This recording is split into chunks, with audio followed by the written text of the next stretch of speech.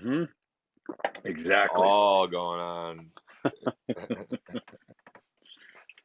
Yeah, that's such a loaded question, right? Like, what's going on? What's happening? Like, I called one of my partners yesterday. I go, man, what you up to? He goes, not much. I'm like, well, let's fix that. He's like, man, I've been saying that my whole life. You're like, in what time span? The last 3 minutes? 1 minute? That's really sad. That's really sad.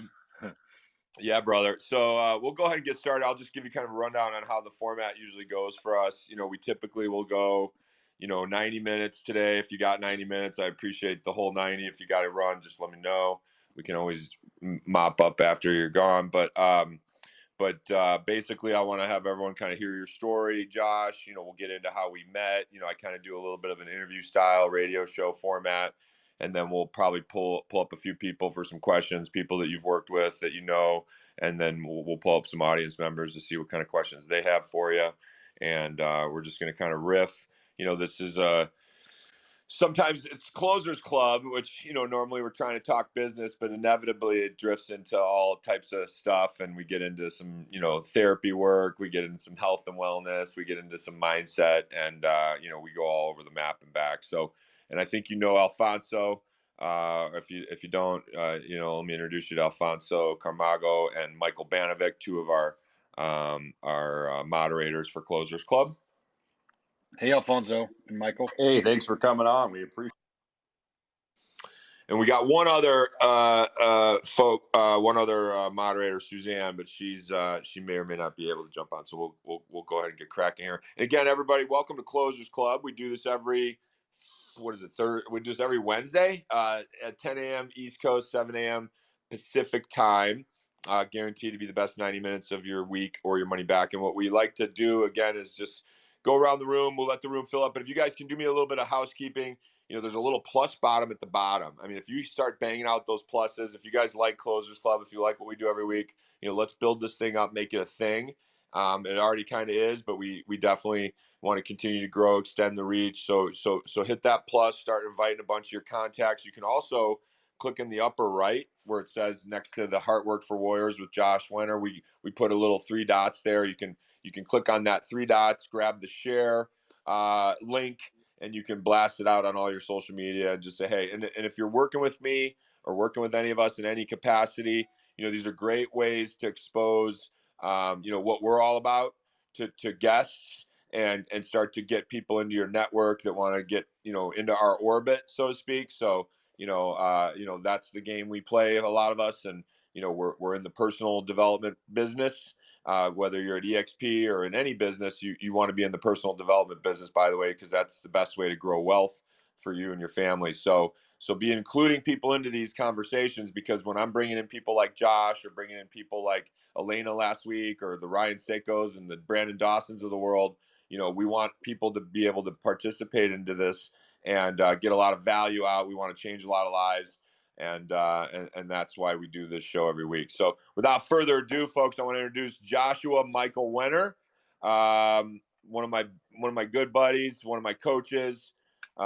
He's helped me out tremendously. But Josh, why don't you do this? We always like to start every Closers Club with this question. Hey, Josh, tell me your story, brother. That's a loaded question. Yeah, but good. I'm grateful to be here with you, Brian, and always grateful to share more from what I've learned, hopefully, so others go down a different path or can save some of the headache and pain and suffering. But I know that the pain and suffering is part of the journey. The kind of the quick story with is I was raised, you titled this Heart Work for Warriors. And I would say I was raised more in that warrior mindset, which was, get shit done, put things in a box, put your emotions in a box and go get shit done. Grew up in athletics, sports. I was in the military, boxed in college, and was just in that same mindset. Grew up hunting, fishing, outdoors, and that's just the culture raised in. And I actually had a lot of death in high school, and I was the guy that could say, hey, be really calm and just say, here's what's got to get done, and handle situations, handle friends. So I thought, I'm that resilient guy. When shit happens and I get knocked down, I get back up and go handle shit. and that led into being successful in sales and entrepreneurship. Um, but what really kind of my journey really started when in 2017 my brother came to see me for Christmas and said, "Hey man, shit's gotten heavy. I'm now shooting heroin, and if I go back to Reno, I'm gonna die." I was down in LA at the time, and I just started another company. I maxed out credit cards, computers all over the living room, and as I was sitting there, I'd moved him in before. He was an alcoholic, and I just knew that it was him or the business. And so I told him no in that moment and said I was still kind of in my warrior mindset of like, handle your shit. So it was like, Yeah. dude, handle your shit, like get this shit done. I got shit to do. It was kind of my mindset at the time Yeah. because I was really focused on hustling and just getting shit done. And he went back to Reno 3 days later and died of an overdose. Mm. And I did it the same way I did everything at that time was initially found out, had a moment, and then I decided to push that down, and I had to go take care of family. So I did the service, came back, put that in a nice little tight box, never to be looked at, or at least for a long time, and went to work building the company. And I built the company up right as we hit 7 figures. 2008 hit. So it was one of those things of like, it was an online business. And right as we were getting successful, we got decimated. And as the business was crashing, I came home one day to find out my business partner that I'd been living with for 2 years, and my girlfriend had decided to hook up behind my back. So there was this one moment when I lost my business, my money. And your I brother. Well, here's where it kind of ties in. I'd lost my business, my money, my girlfriend. I had to go through bankruptcy because I funded it, and they took off to Mexico. And at the time, I was so hurt, I didn't fight him. I just was like, "Have it, man. I don't want anything to do with you." And then I had to face that I chose that instead of him, and that I think that was really my journey, my hero's Mm. journey. That was like, man, I chose instead of choosing family and blood that needed me, I chose this business, and look what happened to the business. Wow. So that's kind of the start of it. The What happened after that is I was like, who's the best in the world? Because again, warriors don't sit around and sulk. We go get shit done. So I was like, I'm not going to sit in this. Who's the best in the world? Let me go handle it. So I became a speaker and trainer for Tony Robbins. Go ahead. Do you have something? No. Go ahead. People are just coming up on stage with their mics on. It's all good. Okay, cool. So started traveling the country, speaking and training people on peak performance. And at the time, I was in a lot of grief. I just couldn't realize that I was in a lot of grief, and so I was obsessed with By the this way, content. folks, notice how Josh completely just buries the headline. He was on stage with Tony Robbins, right? For like, you did that for a while, right? I mean, you weren't. It wasn't just one time, right?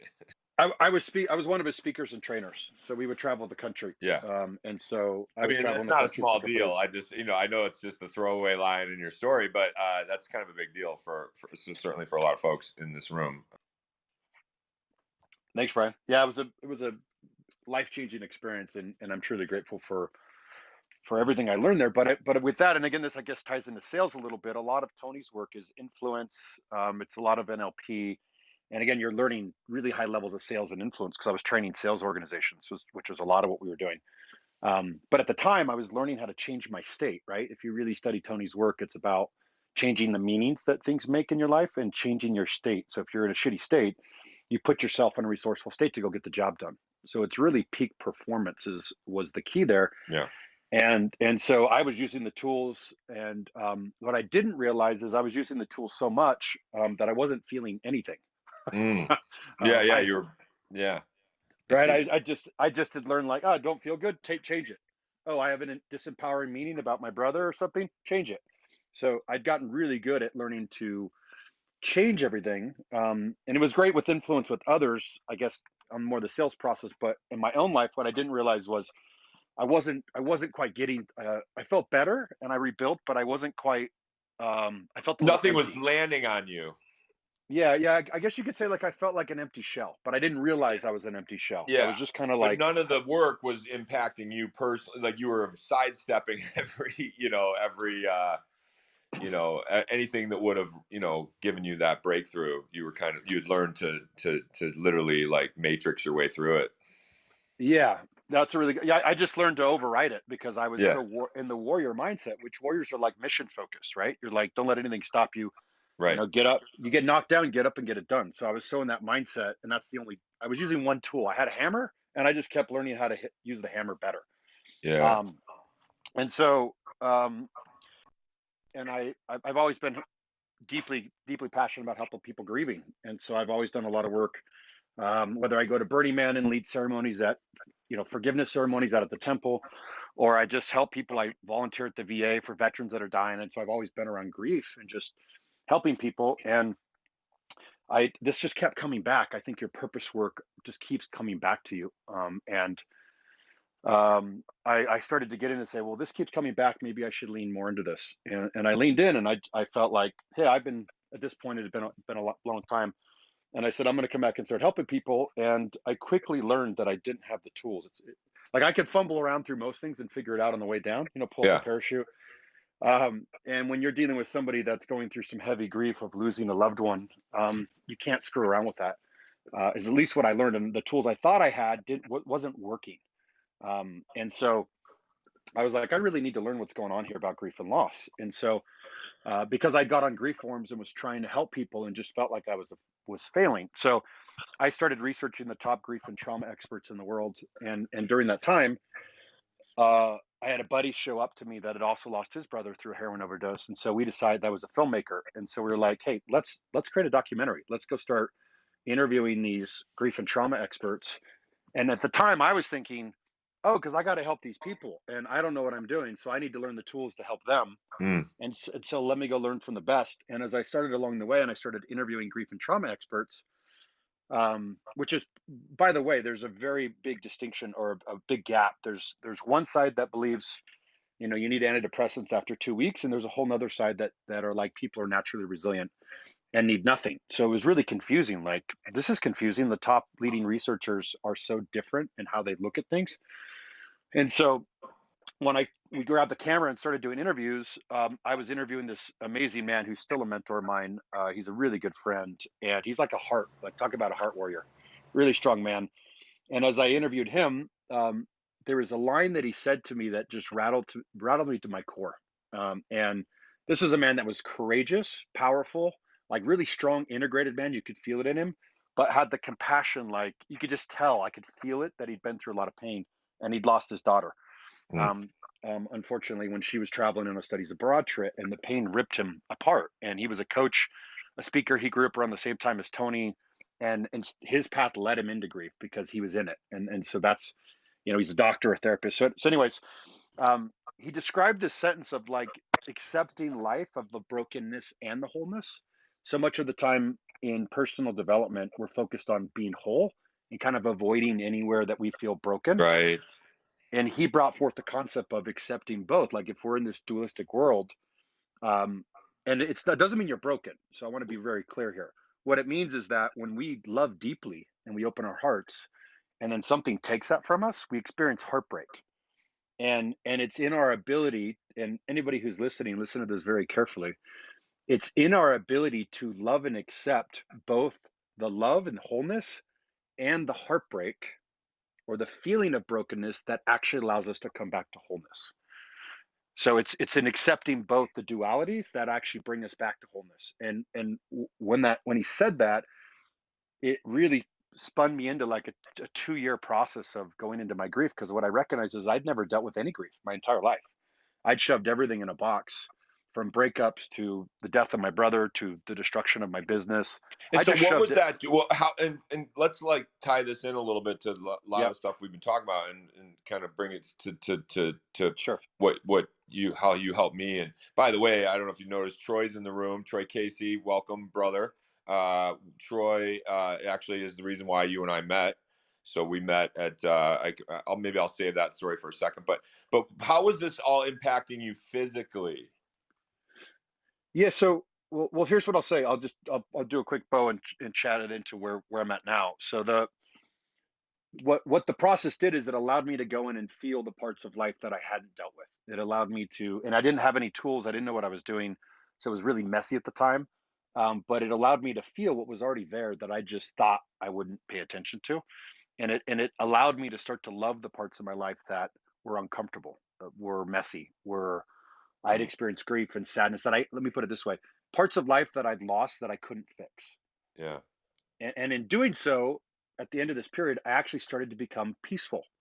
And I was like, wait a second, I've been searching and making more money or more achievement or more external things and searching for validation. And I would get it, but feel empty.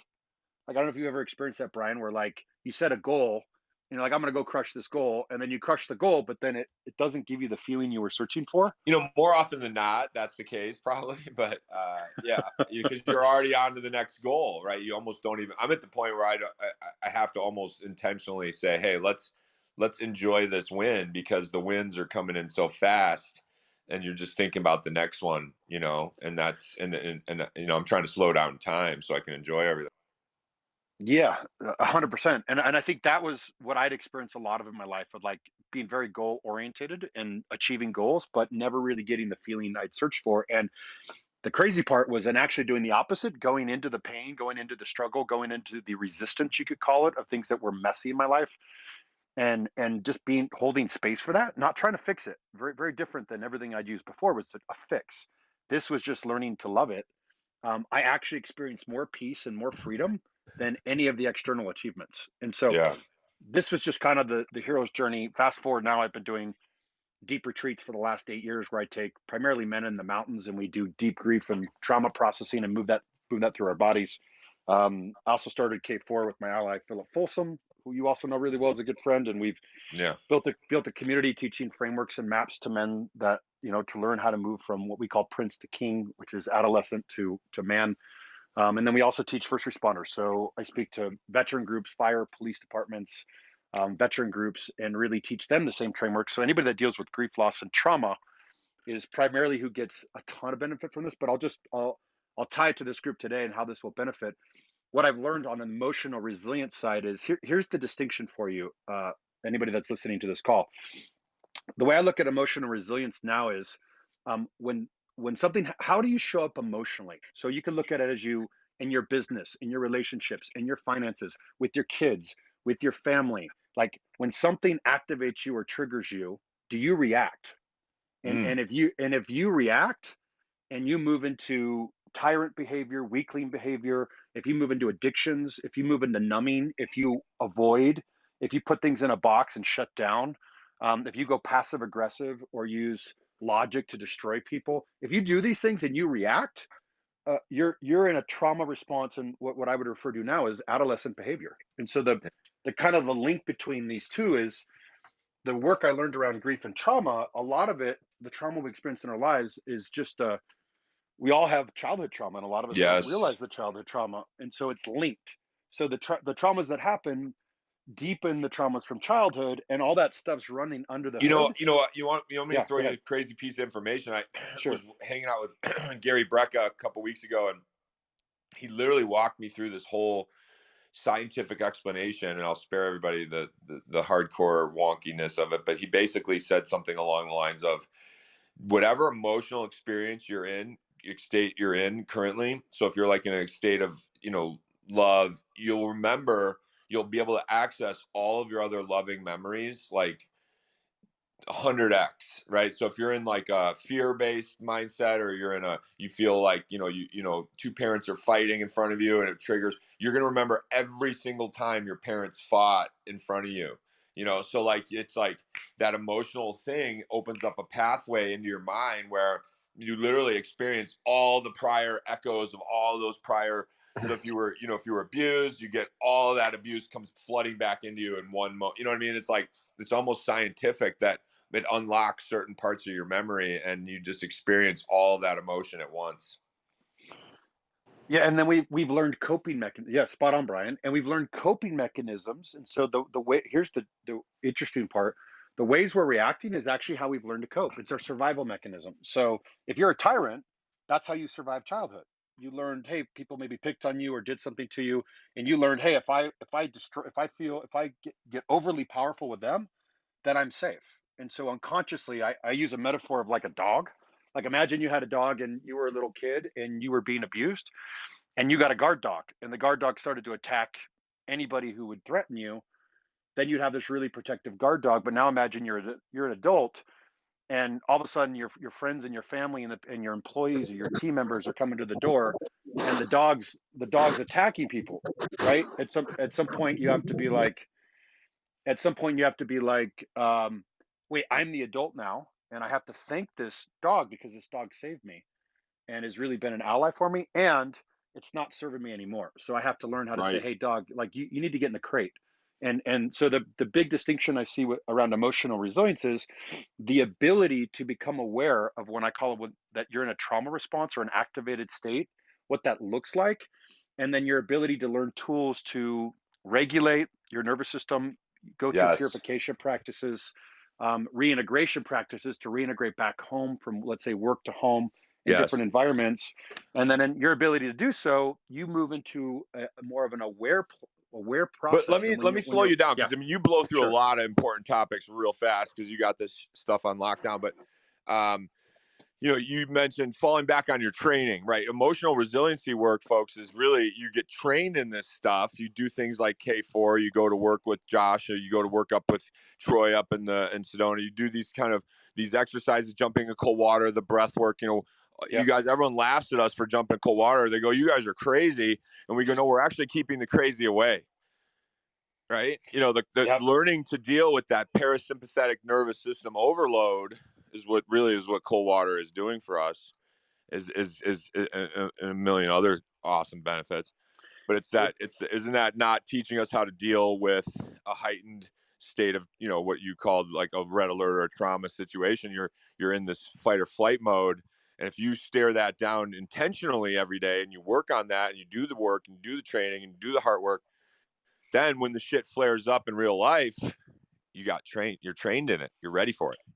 yeah. 1,000%. And would it be helpful to walk through the science, or would it You be? know, would be helpful, Yeah. and I was going to ask you this at the top of the call. And real quick, let me reset the room, everybody. Thanks for jumping in. We got Closers Club. We do it every Wednesday, 10 a.m. East Coast, 7 a.m. Pacific time. Best 90 minutes of your week, your money back. We always got the best guests. We bring in the best people. We ask the best questions, and we want to really make sure everyone walks out of these 90 minutes feeling like they got something out of it. And so I was going to see if we could do this, Josh. Maybe we save it for the end here. We'll do a little Is there a way we could do like a group exercise similar to Oh what we yeah. did up in that geodesic dome when I first met you at the on top of Horse and Booze, the clothing store or the jewelry store that we met in Venice Beach, or was that Santa Monica? But basically, I'll just give that story real quick because I want to tie a knot on it. Sure. I want Troy to get a chance to say hello, and then maybe we'll jump into a little group exercise with everybody, and then we'll do some questions. But so Troy, I met Troy off of Wim Hof bulletin board, basically a group page here on Facebook. Troy and I became allies pretty quickly. We started running men's groups out to California, so I started taking some of my leaders out there that needed a little help, needed a little work, needed to lose a little weight, just wanted to have a good time, however I tricked them out there, right, Pete? I got them out there by hook or crook, and we ended up getting some really great medicine. We did a lot of great work. We spent about, I don't know, Troy would just set up these experiences for us where he'd pull in all his healers, all his buddies, all his crew, break out all his tricks, and we get to work. We'd work on ourselves. We did mental hygiene work. So when I went out to my first, let me share this story because it's powerful. When I went out to my first men's retreat, and I had no idea what I was getting into. And by the way, folks, I almost didn't go. Right, Troy? I mean, Troy almost had to like come and pick my shit up and was like, "Yo, dude, you got to get out here. You're hurting. You're in red alert." Josh would say, I was popping smoke. My throat hurt. I was talking so much. I was just run down. I was stressed out. I was acting like a little prince. And I didn't even know it. I was had my feelings all hurt. I'm running around trying to help everybody, and nobody appreciated me, and nobody cared. And I was just like, down. I was down. I was going down. And I almost didn't want to go because I didn't want to let my people down. I was like, if I go on this thing, it's very selfish of me to go on a men's retreat, right? That's for a lot of the guys and gals out there, to take a weekend off from our business probably seems like the most irresponsible thing. I'm going to go take 3 days and go run around on the beach with my shirt off and jump in the water. Like, okay, I got a family, I got a business to run. I don't have time for that shit. Right. And that was my thought. Right. I had that thought. I actually probably canceled on you, Troy, once or twice. Right. Um, And so I basically was like, all right, I'm fucking doing this. I got to get out there. I got to go work on myself. I'm dying. All right. So I get out to LA. I bring a small crew with us, and we get up in this geodesic dome. We're sitting up there. We're breaking out yoga mats. We're all sitting there, kind of, a bunch of big, hardy dudes, and we're all just kind of like trying to sit Indian style. And Josh gets up in front of us and literally just dialed us right in. He literally went right into like, Brian, what's hurting you? And I said, well, my throat's hurting. And he said, well, why is it hurting? And I said, well, it's probably this and that. And he said, describe it to me. And I don't want to, get into the exercise too much. But long story short, he had me basically identifying that the fact that I had a childhood wound of being not good enough. All right. So I was, a lot of you know my story. I grew up in a 1%er neighborhood, but I was the 99%. And, I basically blue collar kid in a white collar neighborhood, mean streets of Highland Park, Illinois. But basically, that also caused a lot of pain in my life because, I wasn't invited all the time. I wasn't included. I didn't have what my friends had. So I always kind of like knew I was, or felt like I was lesser, or maybe didn't have a seat at the table, or maybe, whatever, right? A little bit of imposter syndrome mixed in there. But basically I was always faking it till I make it. I was always putting myself out there like, hey, I'm cool too, even though I don't have any money or my parents aren't rich or whatever. And but what it did was it caused me to become hyper vigilant. And what ends up happening was I never missed a call. I never missed a meeting. I was never late. I couldn't let anybody down. I couldn't miss a call. I couldn't drop the ball on anybody because my biggest fear was that someone was going to call me out and say, hey, you don't belong here. And that fear, that pain, that suffering, that childhood wound manifested as throat pain. And so I'm on the phone all the time, and I'm talking to everybody, and I'm always in this, like, you can still hear it. I mean, it's still in my voice. Now the pain's gone away, and I had some other experiences since I've worked with Josh and Troy and in the crew that have really helped me with this. But a lot of it was mental, and and now it becomes real pain. Don't get me wrong. And I did some really crazy shit. I mean, I was pulling out root canals and getting jawbone scrapes and getting my adenoids pulled out, and I had tonsil stones, and I had, I bought it. Like Troy got me on a PEMF machine. It was a $40,000 bed. That took my pain away that weekend, so I bought one. Right, so that's kind of where all this crazy shit's coming from for somebody that they're watching me now do some of this stuff. So Josh, that's how we met. You helped me out so much, dude. I saw you go dude to dude to dude and just do the same kind of magic trick all over everybody. I mean, guys were talking about their mothers, their dads, their wives, like what this, what that, why they felt this way, that, this, that. And it always came back to some shit that we experienced when we were little kids. Do you want to maybe take it from here, Josh? Sure. Thanks, Brian. Yeah, I'd say what ends up happening is we just store it in our bodies. A lot of it's stored in our bodies. And to your point, Brian, I find in tracking a lot of the trauma, it always ends in like two root. At least what I've discovered, it feels like there's two. The bottom is people are either their deepest core wound out of all of them is abandonment, or not enough.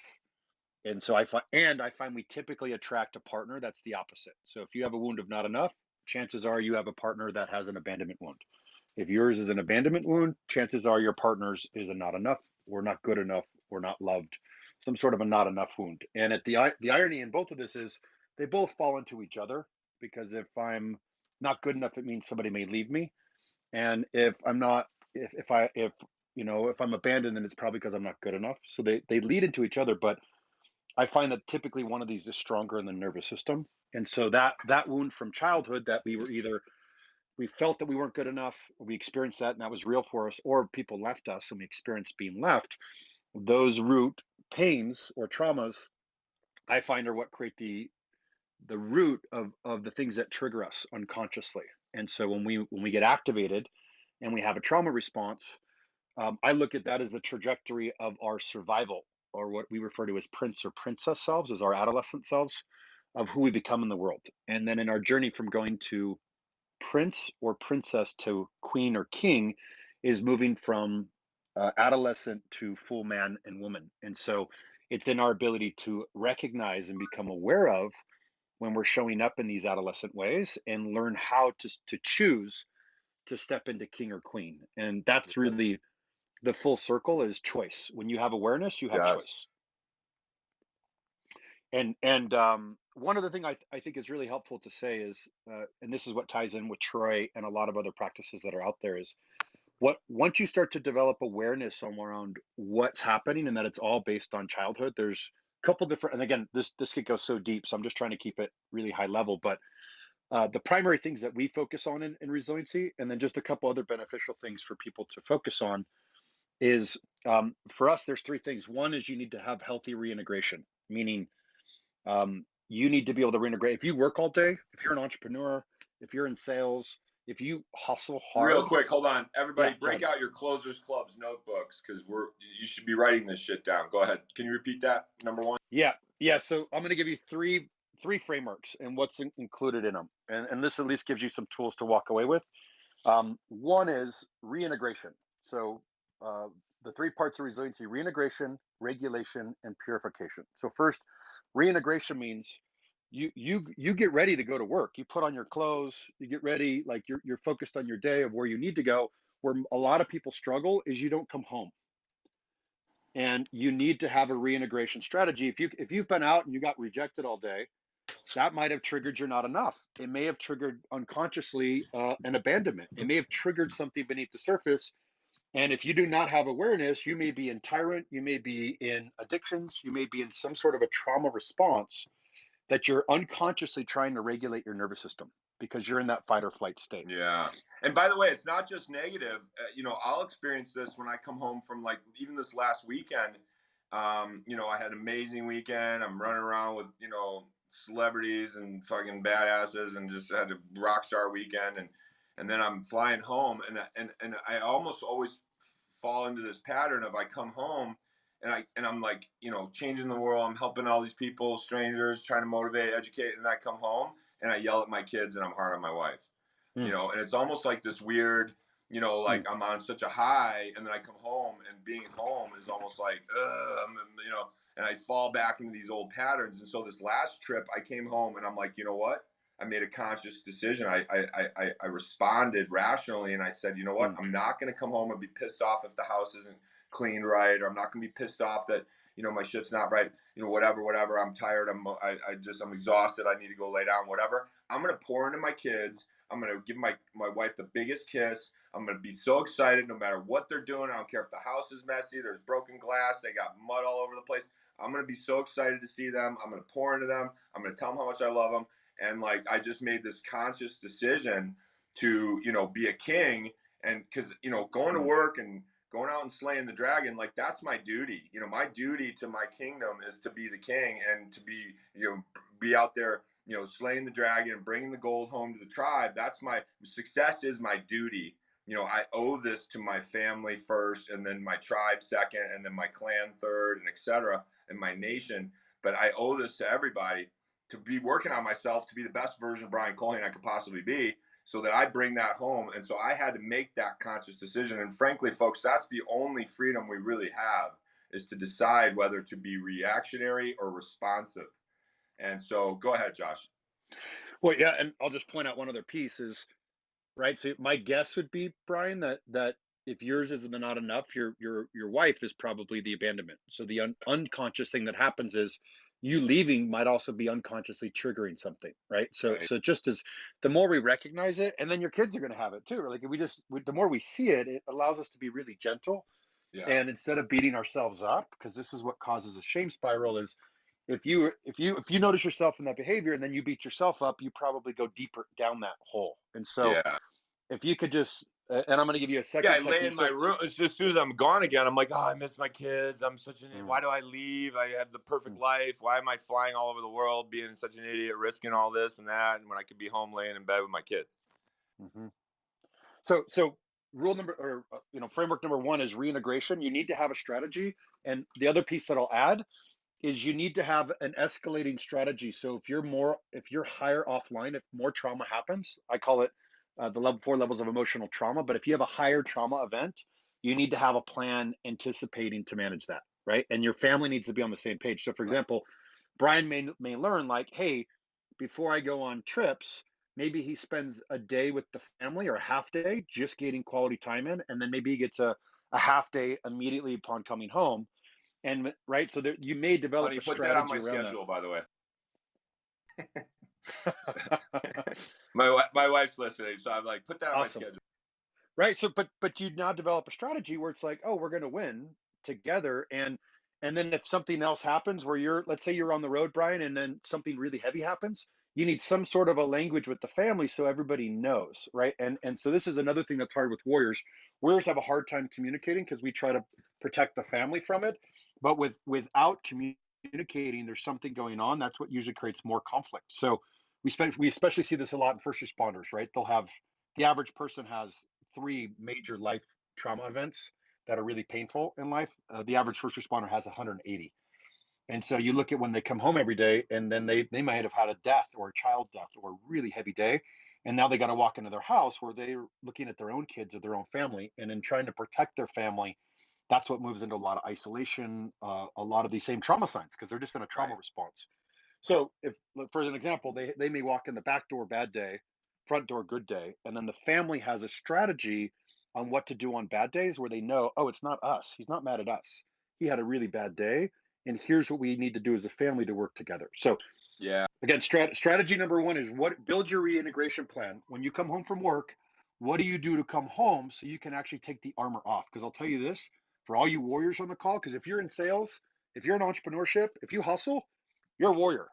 And I'll tell you this, if you hustle for long periods of time, you got armor on. That's the only way you survive in sales, Right. because you can work your ass off and you get rejected a lot and you push through. So if you don't take the armor off, I want everybody to imagine like you're a knight from back in the day and you're covered in armor, right? Have you seen those knight suits where your hands and your whole body's covered in armor and even your helmet? Now imagine walking into your door and trying to open the door to your house. Now I want you to see your spouse or girlfriend, somebody there. Imagine giving your spouse a hug in your armor. Now Yeah. I want you to Yeah. Right. think. I want you to imagine your kids coming up to you. If you have kids, like maybe hugging you around the leg or trying to give your kids a hug. How much can you feel with this armor? Now I want you to imagine, even going outside and trying to watch the sunset, and you got a helmet on, and you got a little tiny slit in the helmet. How much of a sunset can you see? No. So my point is, if you do not have a reintegration practice to take the armor off, you end up not feeling, and it's in your not feeling that starts to destroy things. We see with first responders, they end up with the triple D: divorced, drunk, and disabled, and it bleeds over into every warrior culture. So one, you got to make sure you have a reintegration practice. Two, regulation. So when we're in an activated state, as Brian mentioned earlier, what's happening is that our sympathetic nervous system's firing, and we're in a fight, flight, freeze, appease state. In these fight, flight, freeze, and appease states, if you're not aware of it, that's when you exhibit these trauma signs, or when I mentioned earlier, tyrant behavior, addictions. All these things are happening. So um, there is an off switch to your nervous system getting you out of fight or flight, but it's going to require you to move into regulation strategies. Yeah. And so on the regulation strategies, there's a bunch of science behind this. Basically, what you're doing is you're activating the vagus nerve. The vagus nerve is the longest nerve of the human body. And if you could turn that vagus nerve on, it takes you out of flight and it gets you into a calm, relaxed place. So I'm going to give you a framework for regulation. It's something I created called CPR. And why do we use CPR? We use CPR to resuscitate people when they're offline. So if I showed up to a scene and I'm a first responder and somebody's laying there unconscious or in certain states, I would use CPR to bring them back online. So I use this metaphor because when somebody's activated, they're literally offline. And I would talk to the science, but I'll just give you the cliff notes. The cliff notes was somebody's in an activated state, they go into their Hulk brain, the back of their brain, and in the back of their brain where their Hulk brain is, that's what runs your whole body. It runs your autonomic nervous system, which means your heartbeat, your lungs. It's the first thing that comes online, and it's also where your fight, flight, freeze, appease comes from. And that part turns online and starts running the show for you, meaning that's where your reaction comes from, your Hulk brain. Now, if you point to the very front of your head, this is the last thing to come online. This is a thing called your prefrontal cortex. It's also where your compassion, your empathy, and here's the big one, your executive functioning. Essentially, what this means is your rational thought. Here's where you could think of all kinds of ideas. This is what makes us human. So when you're in an activated state, you have no access to your prefrontal cortex, meaning you have no access to compassion, empathy, or executive functioning. So have you ever noticed when you're reactionary, it's like black or white? It's like A or B. There is no, you cannot think solutions. And how does this work when you're in a relationship when you can't have compassion or empathy? How's that going to work when you can't even relate to what's going on? So when you're in an activated state, all you have to do, really simple, just notice that you're in an activated place. Notice the trauma side. You could even notice it with your spouse as well. And so the CPR is the framework. C stands for conscious awareness that you're in an activated space. Just become aware of when you or somebody you love is. P stands for pause. Literally take a tactical pause. And then 3 stands for regulate. And I'm just going to go over a bunch of ways that you can regulate your nervous system. And these are all backed up by science. And what these are doing is it's turning on your vagus nerve, and your vagus nerve moves you into that parasympathetic state. So here's the couple things. One, breath work.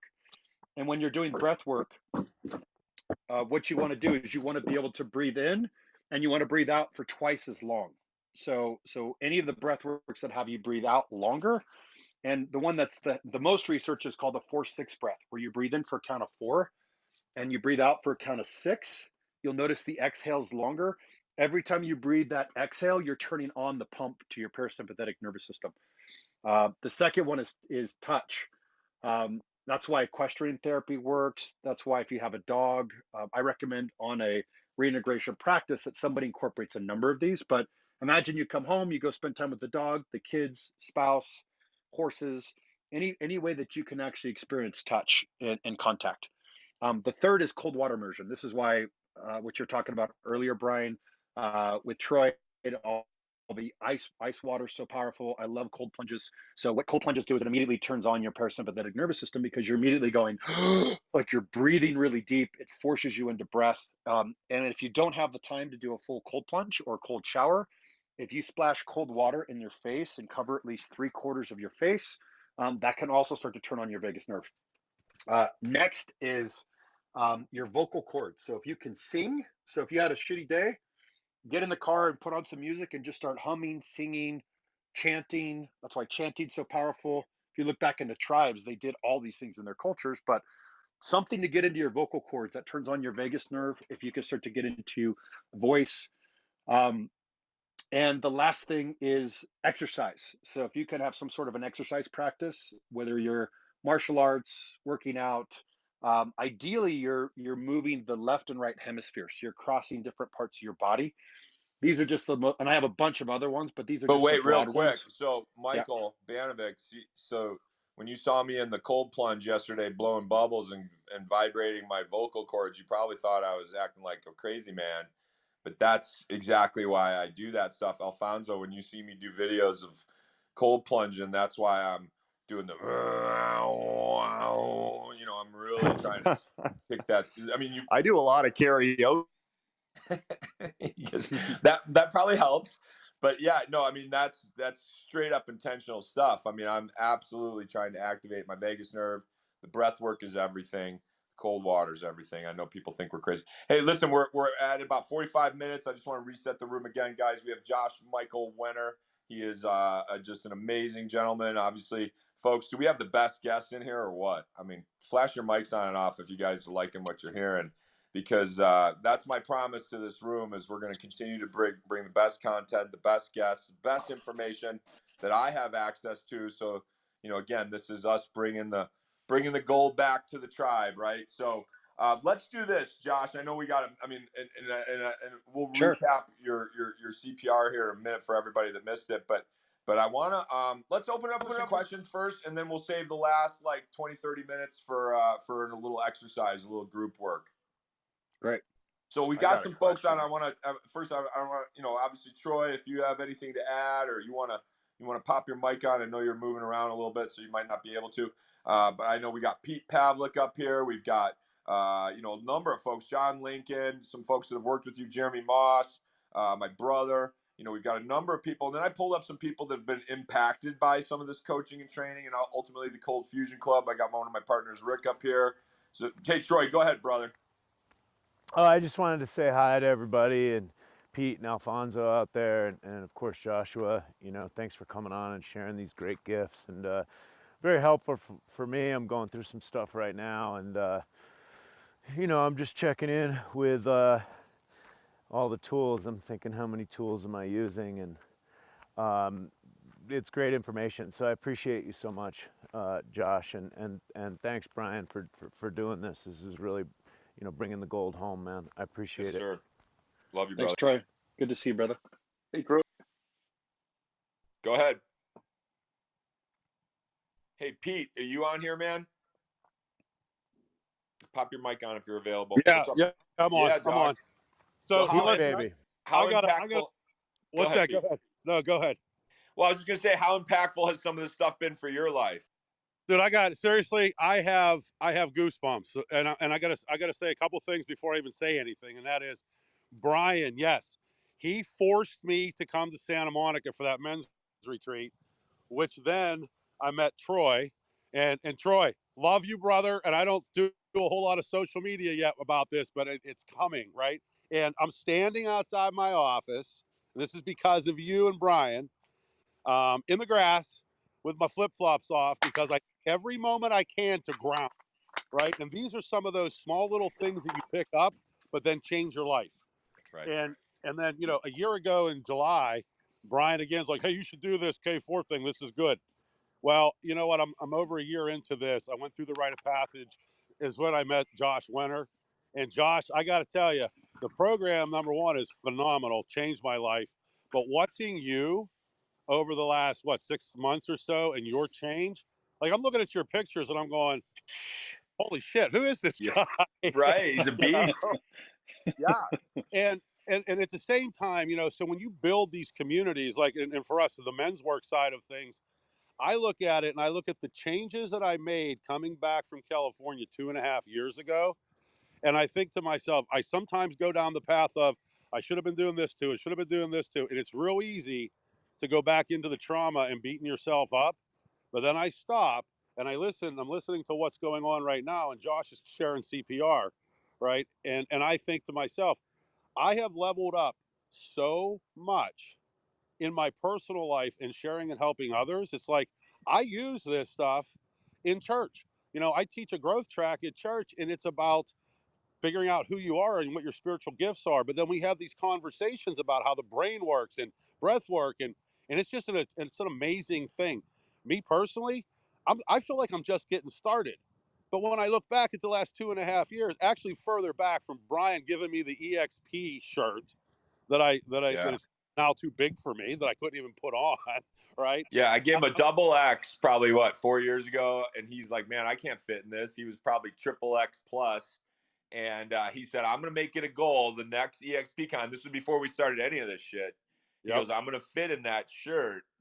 And now it's too fucking big for you, huh? Yes. Yeah. I still throw it on though. I still wear it occasionally. Still too. I got a good tailor. My brother introduced me to a good tailor. Well, it's been a huge journey, and it's just getting started. And without these kind of calls and all of this, dude, I'm telling you, this is amazing. And when you share this stuff with other people, it's like I just had a grand opening. I now own an EXP office in Fox Chapel in Pittsburgh. What the heck? Where did that come from? Yeah, brother. And you're riding your bike every day for miles. You reconnected with your kids. I mean, just watching you down 80 pounds. How much of weight are you down? Yeah. Yep, down 80. And now I've been stagnant on the weight side of things, but my sizes are changing. Right. You know what I mean? Yeah. And talking about this one hit really hard. Listening to Josh right now, talking about the reintegration of the day. There's two things on that. I have been out of active participation in K4 for a couple months, but it's only because of what I've learned that I've now refocused on things that I need to do in my business. And I have found that I am in such high warrior mode right now in action that I've lost a little bit of lover. My king has been, and I actually just sat this morning on the back deck having coffee, talking to Brenda, and I was like, hey, listen, she scheduled last night so we could spend time together in my schedule, and I was like, I am Yeah. sorry, I'm sorry that I have forgotten about some of the most important. and reintegrating into the day. It's just for me. So I have a little dog, right? Lucy Lulu. When I walk through the garage door, I live in a split entry home. She comes down the steps. She's all excited. She lays down on the landing, and I lay down on the bottom set of steps, and we just snuggle for, I don't know, a minute, two. We do face snuggles. She gives me kisses, and that helps me take my armor off. Yeah. And by the way, and we'll have Philip on here. Philip, that whole dog man connection is a real powerful one. We'll get into that, but that's part of their purpose at some level, is to teach us how to do that stuff, how to come home from hunting and become, and pack up, and be more of a family when we're packed up. And then when we go out to hunt, we turn into hunters. But that's awesome stuff, Pete. I love you like a brother, man. You are just, walking the walk every day, dude. I see you. I know we haven't chatted much. I want to go to Rick Kagan, if you're still in here, Rick. Yep. Rick, you just did K4, right? You got anything you want to add? Yeah, I just did K4. Yeah, no, I mean, I'd done Wolfpack, which was like, I guess, an earlier K4 kind of like prototype thing with a couple of guys in the area. And that was like extremely helpful. Didn't even like learned a lot about like my personality, like, without getting too into the like internal jargon, magician kind of like by nature. It's like a strong natural tendency, but like in order to like function and do things, I had to like really get into like more warrior, like more like magician lover, and then kind of like stretch out, into like more king and warrior. Yeah. In order for me to like, be able to do that. And I've been doing that, but it's also like people in my life also kind of like, it like react like things that started happening when it started doing that for work is like my relationships were affected because they were used to this, magician lover who was like willing to kind of like put up with anything, you know what I mean, in personal things. And now it's like, my mom passed, there was all this stuff going on, and my sister got real difficult, and I just kind of like, I didn't tolerate any of it. And it was like, well, it was just like I set a limit, but they're not used to that. So it's like, even in like things I was doing for like work and for professional stuff, then I was like, but I mean, it all equalized out because I realized that there's a new Rick. You know what I mean? I'm not tolerating, I'm setting limits now. Or the old Rick. So is the back. Old Rick the original Rick, right? The original Rick, right? I'm getting back to the core. So it's kind of like, like, oh, we're, like less fear-based. But even like with all that stuff and all that growth, like, my mom passed, then it's like, then I'm realizing, I'm like, oh, I've been doing all this cold, then I'm like doing the K4, the journey, and I'm like, all of a sudden I'm like realizing, oh, I've got, when I eat, like my big thing is eating. Like I gotta like worry about, that's like my ongoing lifelong issue. And it was just like, I was dealing with my mom's grief, like my mom passed in the middle of like all of COVID. I was, I was moving, I was buying and selling clothing. I was like a couple of weeks away from, I'll even share a little more about it. Yeah. Rick's also trying to transition out of a world that he spent many, a decade plus in, teaching, being an educator. We're quickly moving into, he's now jumping in with the real estate stuff. He's all in with our company. He's helping run our professional athlete program that we have at EXP. He's helping me with my Excellence Academy, right? So I'm pulling Rick. I'm inviting Rick to leave that other world and come do this full time, and so that's a huge decision for you and your family and your life, right? Yeah, absolutely. So there's a lot of that stuff. So like the eating is always that constant thing. So like between that and like my stuff with my mom, I was like, I just wasn't dealing with it. I didn't, you know what I mean? I don't think I just kind of like, okay, I'm busy. I got stuff to do. I gotta king out and take care of this or warrior out, and like the armor's on, and like, they were just talking about, like, I'm leaving the armor on. It's not coming off. So it was kind of like, I'm just lifting the visor and eating, so it was like all that stuff. So it's like, I realized like you think like you get to a certain level and you're like, oh wow, I do it, but it's like you got to do it all the time. You're always working on yourself. You're always having to like monitor and do all that stuff. So it's like, it's very interesting, and I got a lot out of it, and I'm still, learning, and I still need more, you know what I mean? But it's we always do. And Josh could probably touch on that, because it's but that's the, what do you call it? The big, what's the word I'm looking for? Like anytime you like achieve something, you're like, oh, okay, I got the blood pressure regulated, I got whatever. And then you back off of what you did to get it regulated. Like, yeah, you know what I mean? So well, like Josh said earlier, there's a tendency to use the training to the point where it becomes a shield, and you're able to deflect everything, and nothing lands on you. So I'm guilty of that with even cold water and, you know, some of the tools we have. You know. But yeah, but going back even further, like with like cold fusion, you kind of saved my life. Had a similar discussion that you had with Pete. You're like, I think we got I think it was like a 2X Blackhawks jersey for doing something with like a fantasy football. And I'm like taking pictures. I'm like, man, I can barely get. I'm like sausaging into this thing. And I'm like, this is supposed to be like big. Like even if it fits you, it's supposed to be out like over pads.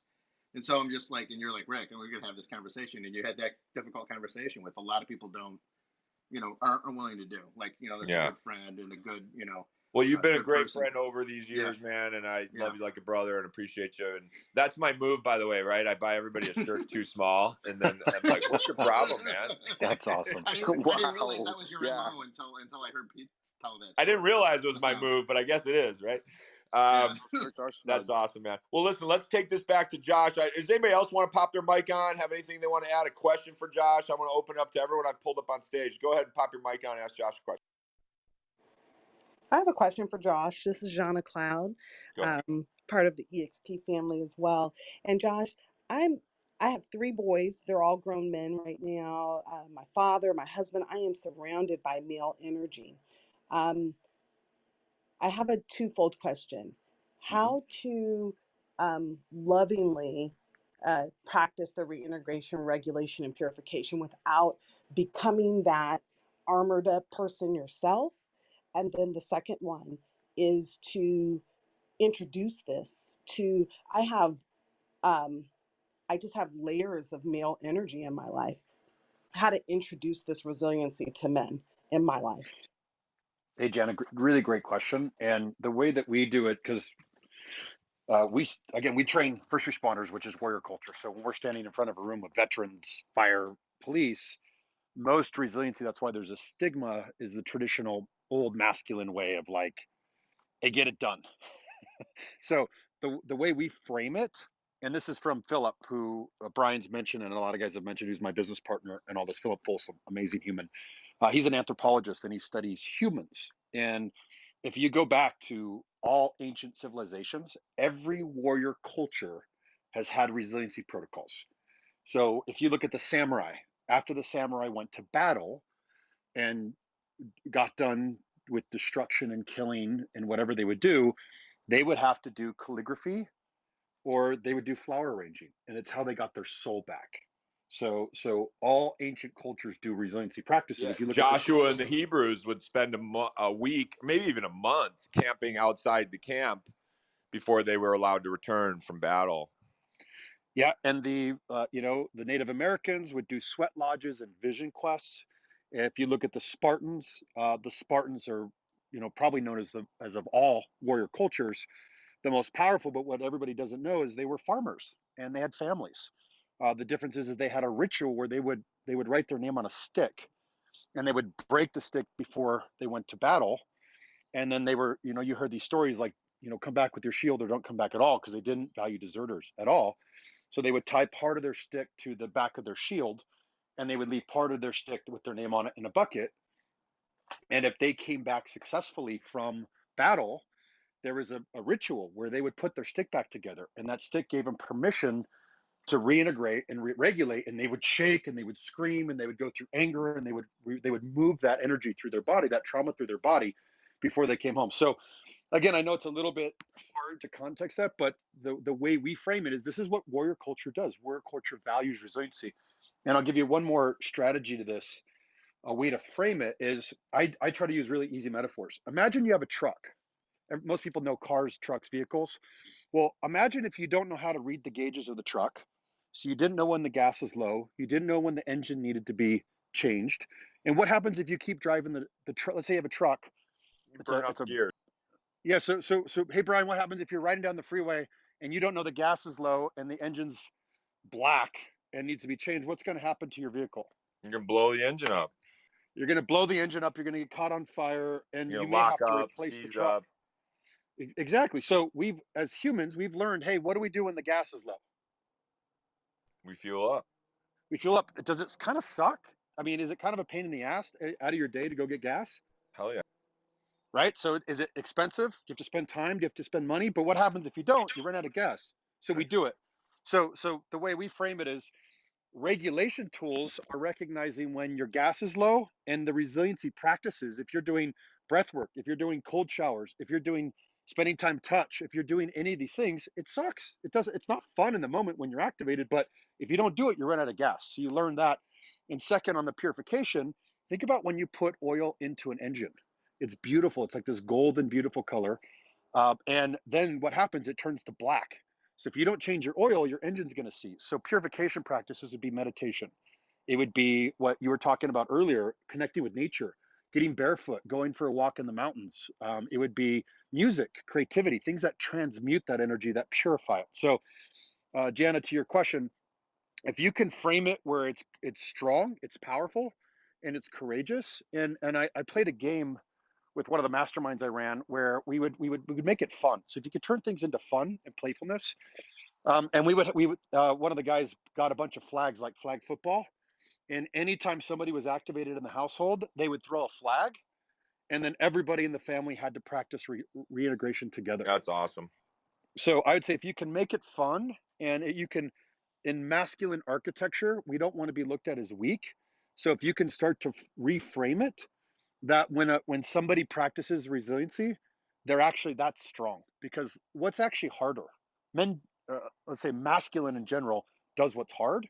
Is it harder to react and flow off the handles, or is it actually harder to take off the armor, notice what we're feeling, and lean in? So if you can recondition what strength and courage and true, like let's call it power is, that starts to reframe it.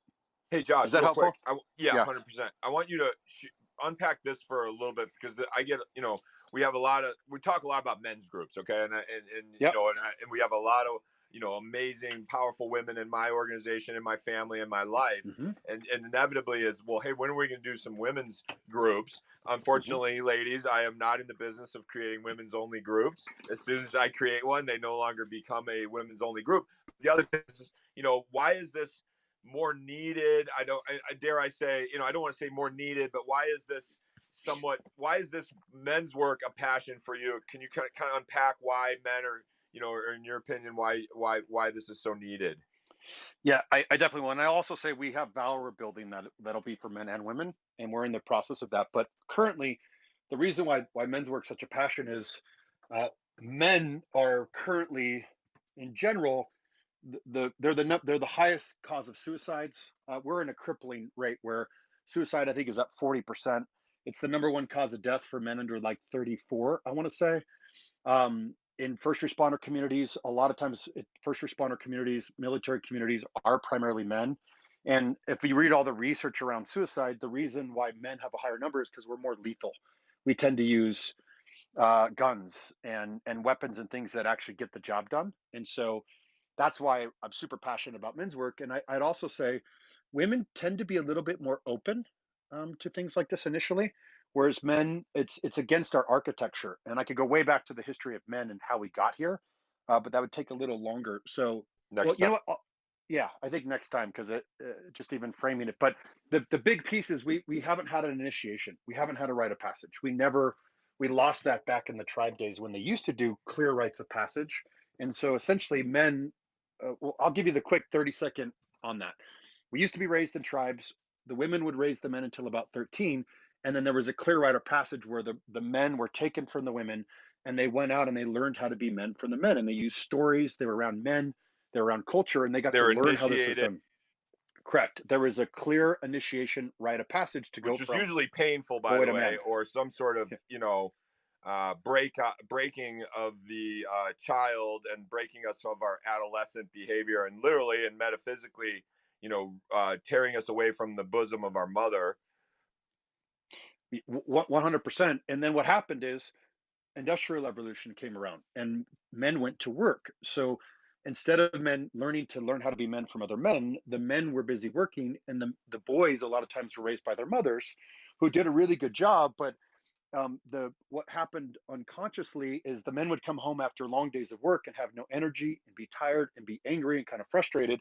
So the little bits that men got to see of what a man was a little sliver at the end of the day. And then unconsciously what the men picked up is what the mothers liked or disliked about the masculine is what they imprinted. And You know, so real quick insight into my family history, real quick for a few of us and my brother in particular. But my grandfather, who was the world beater, 2 wars, ROTC, first in his class, Gold Gloves boxer, Notre Dame law professor, he would come home to his big mansion after, slaying the dragon, being the president of the Pritzker family holding company, and his kids, my father and my aunts and uncles, had to literally make an appointment to go sit in his study while he would sip his whiskey or whatever and sit in his chair and relax. So his integration strategy was to go sit in his little office at home and have a drink.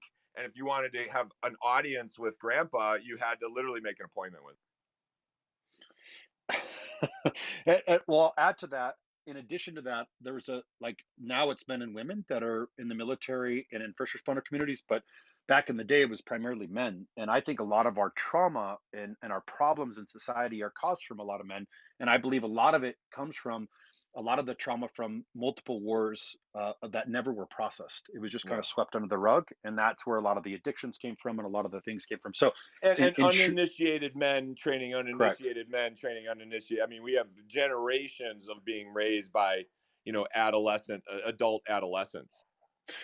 And that's 100% on track. And so that's why I'm so passionate is I believe men are a lot of the problems, and I believe men are a lot of the solutions. If we can arm men with maps and tools and frameworks and clear rites of passage to go from adolescent and build that awareness tool and the tools and maps to go, oh, here's how I can lead in a loving way. Here's how I cannot, because it's been the, are you well, and it kind of gives a different reframing of, there's, in my opinion, there's toxic masculinity is kind of a loaded term, but there's sort of that toxic, but then there's also generative masculinity, which is healing and growing. And so what the work that Josh is doing with a lot of people around the world and the lives he's changing, and myself included, is, it's teaching us how to get in touch with our emotions, how to unpack these childhood wounds, how to, show, what Josh, you often say, what's the ultimate sign, or what's the ultimate expression of courage for a male, would you say?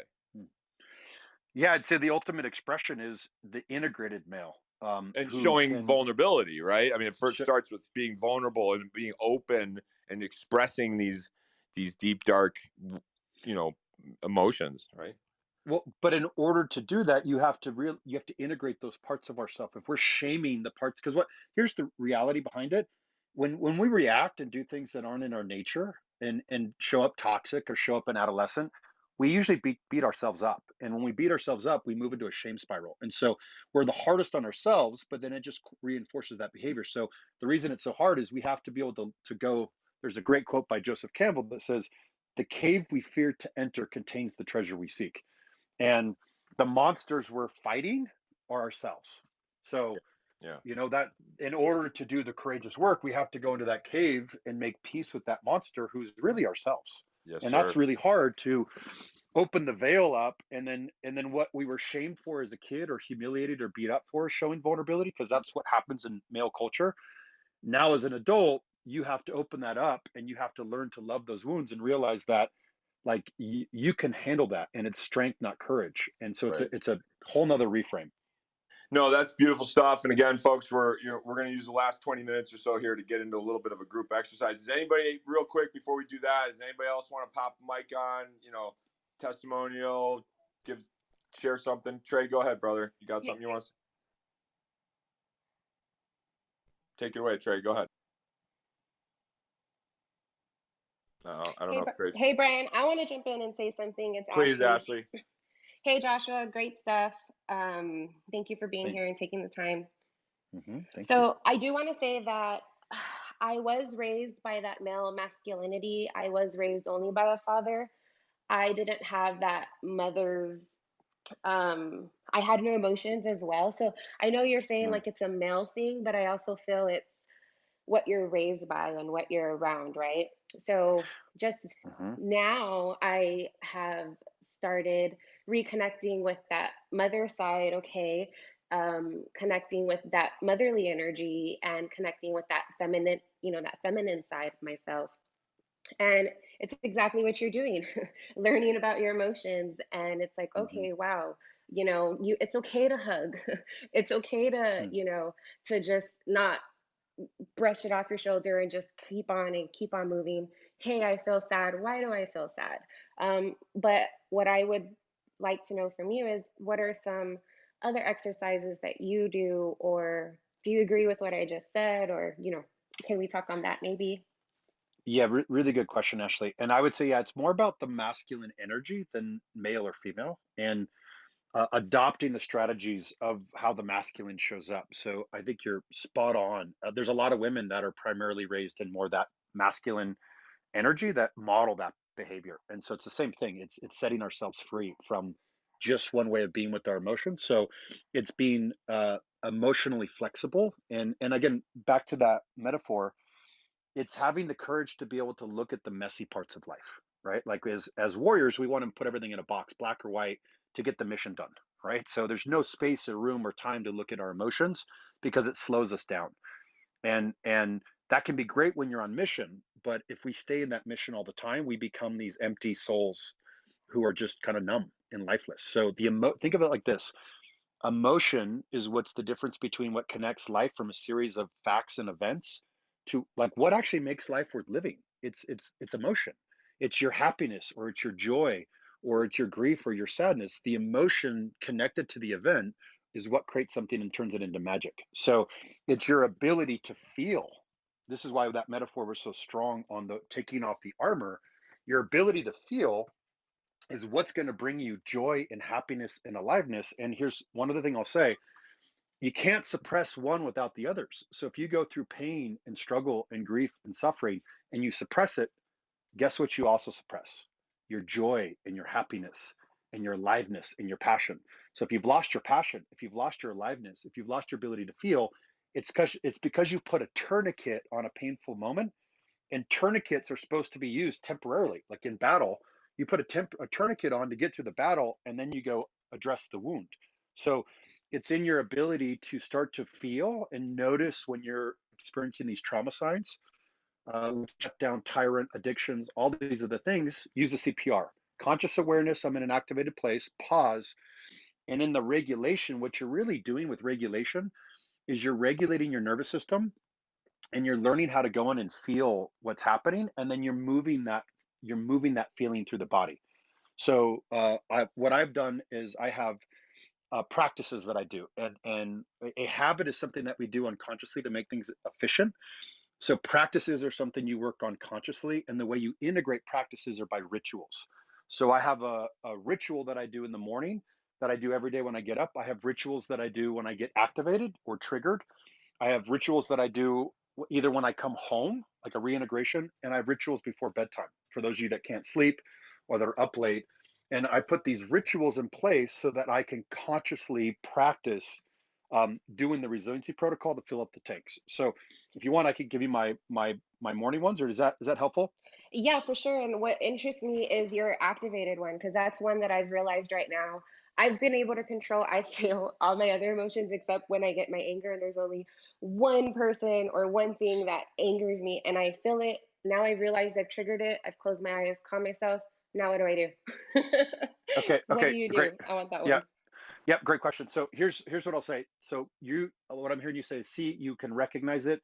P, you can pause. So I'll just go there for a minute. On the pause, for those of you that catch yourself, a great question is find a way where this can turn into the exercise as we're answering this, Ashley. Anybody else who's listening, think of a moment when you get activated. There's a pattern in your life, I guarantee you, that you do over and over and over again. It could be a fight with your spouse, it could be with your team, with your employees, with yourself when you go to eating or drugs or addiction.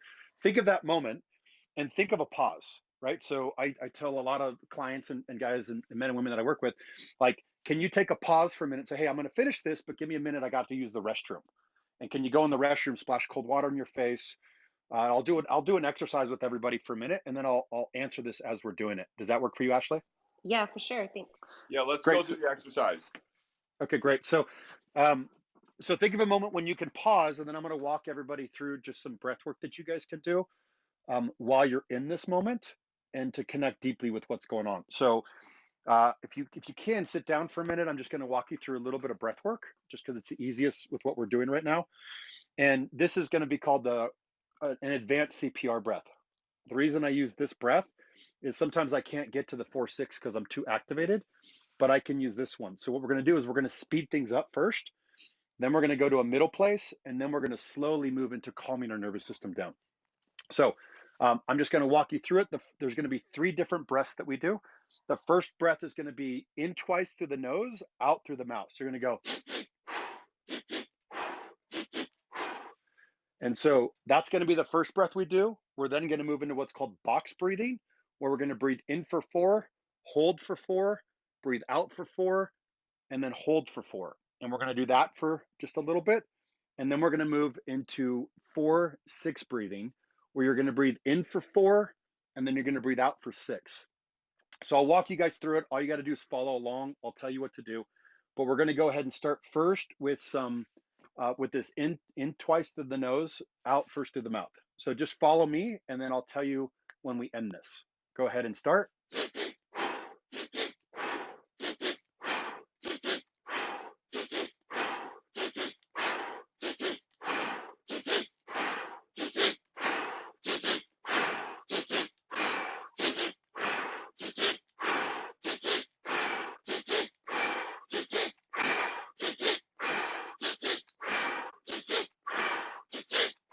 Now you're going to hold in as long as you can.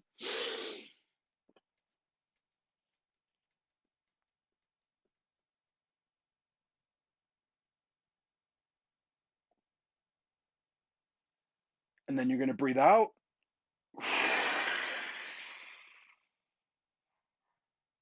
Go ahead and hold out.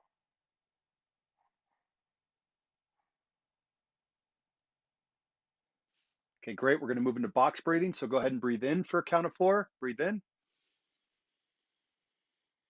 Hold.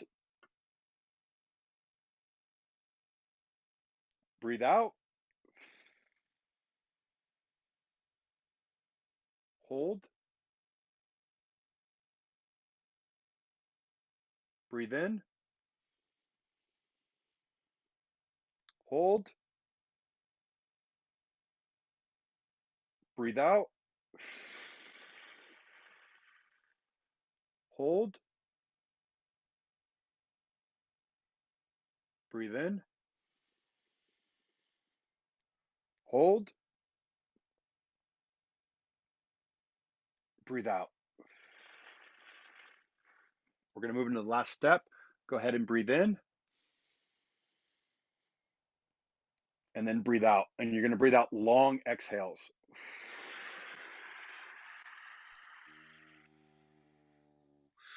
Go ahead and breathe in.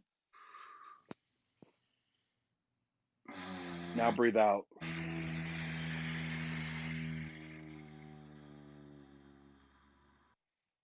Go ahead and breathe in. And breathe out. And if you want to tie in like Brian was doing and add some humming to it, go ahead and do that on the exhale. Go ahead and breathe in. And breathe out.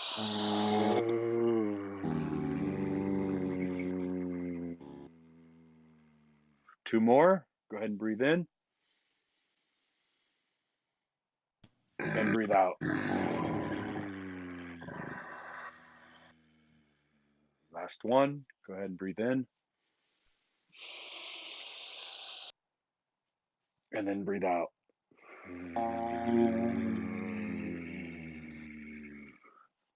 Now I want you just to take a moment and start to feel what's going on in your body. Just take a moment. Notice what's going on. Is there any tension? Is there any pressure? Typically our wound, again, of being not enough or our wound of being abandoned is what's triggering an activation. Just notice where it's at in the body and just take a couple moments to feel it. Just be there with you. You may have tension or pressure in your chest or your throat or your forehead or something in your body, and just take all your presence, attention, and awareness and bring it right into that part of your body.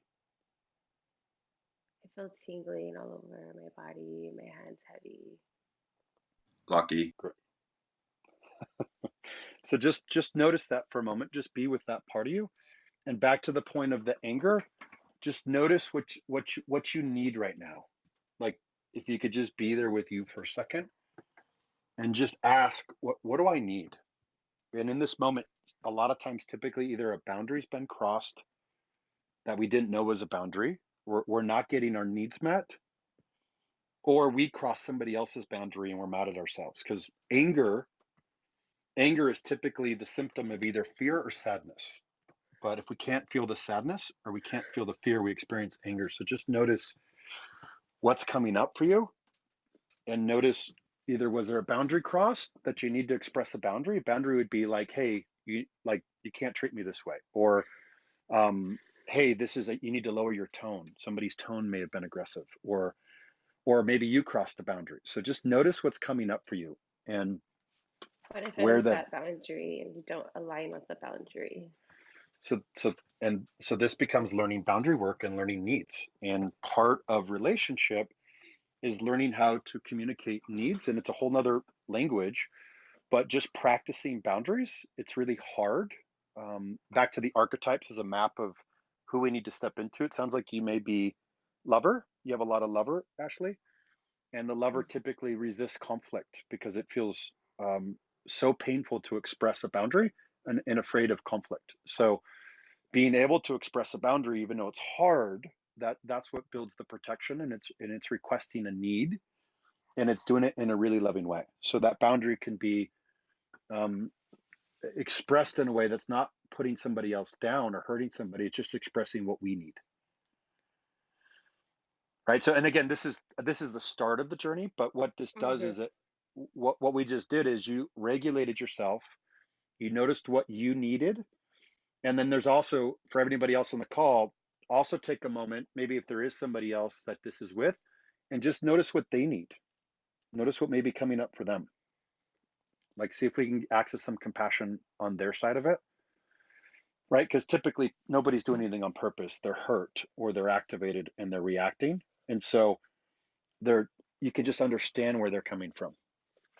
The thing is, like, yeah, what if they're not reacting? Like, they're completely in a fine state, so you just have to be in that fine state, right? But the boundary's being crossed, but it's being crossed in a way like it's okay. Like, So here's what I'd say. For example, this may be where you access your lover and put your hand, like, again, if it's a spouse or a child or somebody, if you can get regulated, you can help regulate the other person because they're offline.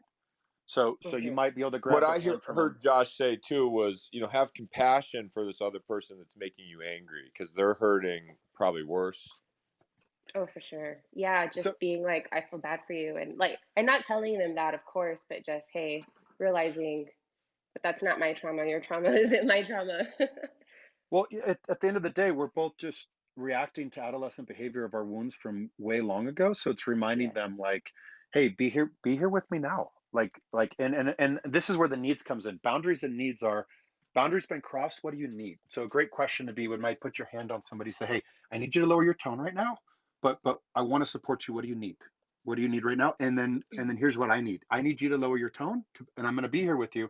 But I need you to tell me, like, take a moment, feel what you need so I can support you. So, and this is how this plays out. If we can regulate ourselves, we get access to, again, rational thought. We get access to options. We get access to compassion, empathy.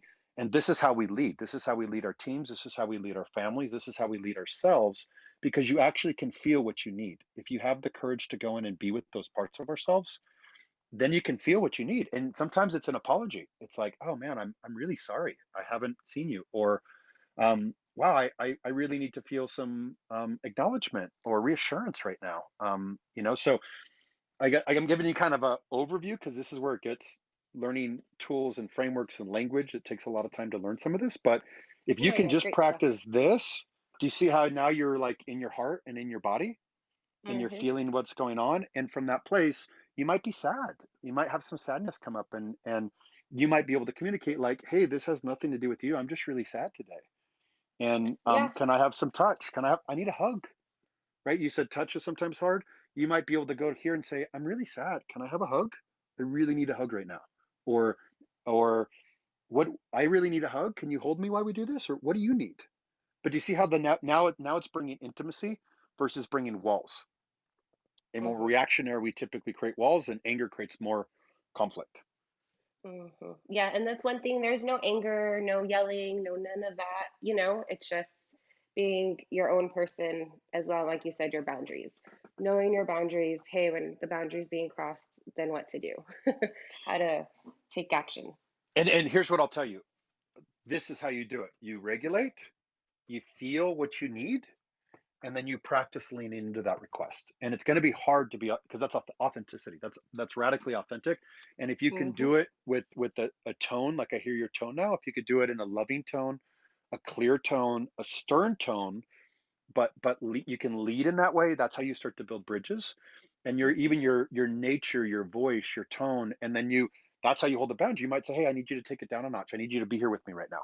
I feel you're hurting. I'm hurting with you too.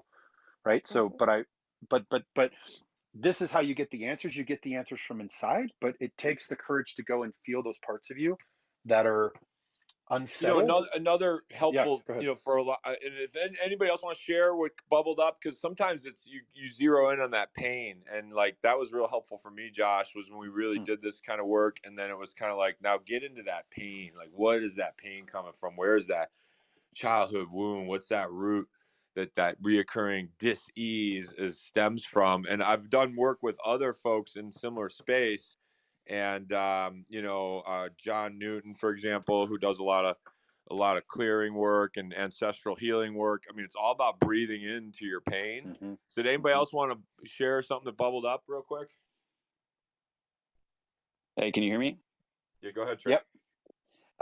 So I just felt like what you were kind of saying, tightness in the chest, like that's definitely the area where it was. I don't know, it's like a stress or a tightness kind of feeling is definitely what I felt as we were going through that breath work.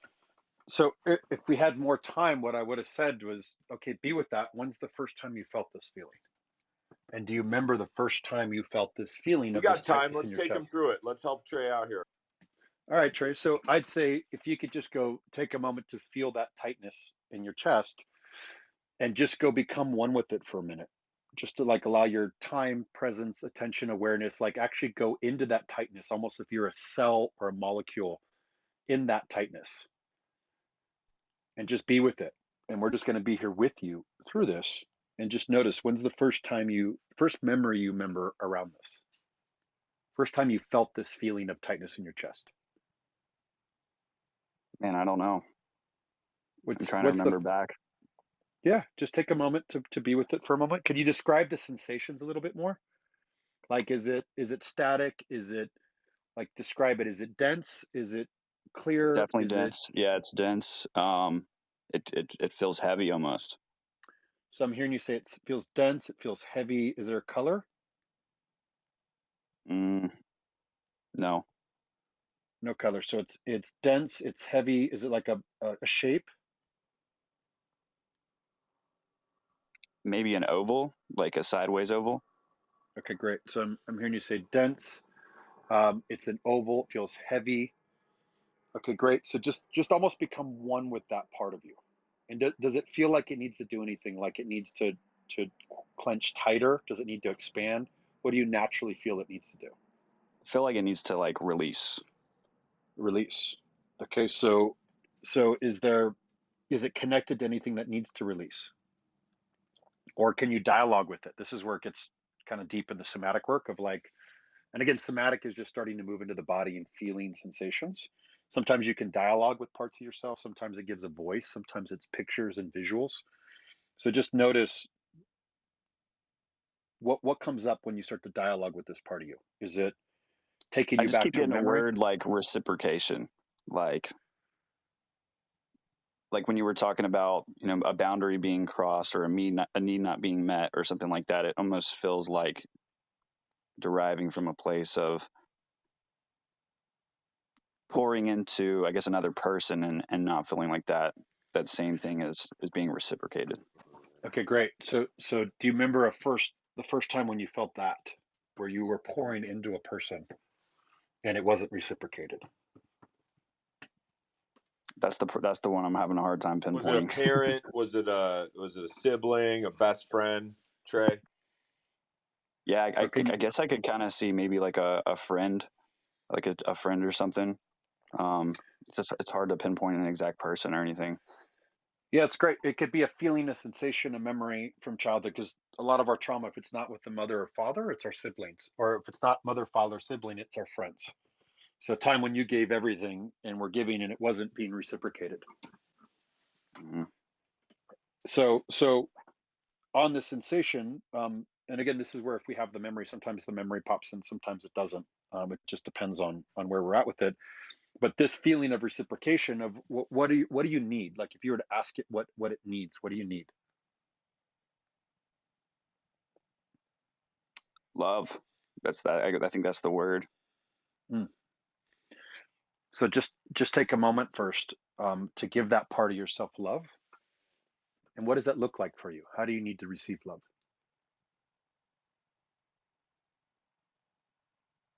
Mm.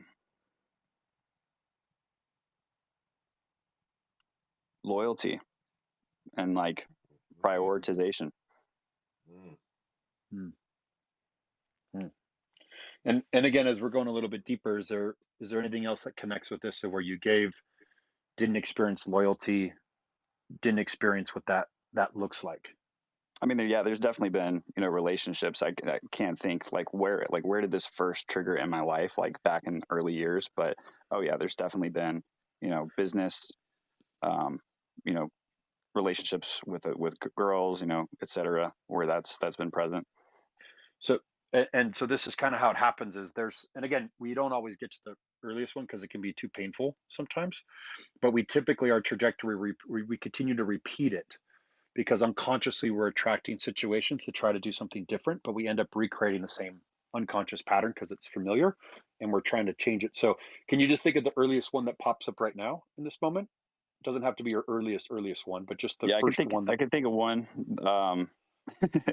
So like fifth grade, we moved to England, from America to live there for like a year and a half. And I had a girlfriend. I think this was like my first girlfriend I ever had, actually. Um, and I can remember, it's kind of like a flashbulb memory of, I got this book from one of my friends who had gone around like the whole school and, had people put their pictures and sign and all this stuff in it. And I got to the page where my girlfriend at the time was there, and I was sitting outside with her, like in the carpool area. And someone else said to me, like, hey, when you go to England, she's not going to wait on you. You guys aren't going to be boyfriend, girlfriend anymore. And I guess I had never had that thought before. And I guess that's probably the earliest. I don't know if that's the first, but that's probably the earliest situation that I can think of, kind of feeling the same kind of thing. Great. This is exactly how you track it. So around that, and you were in fifth grade.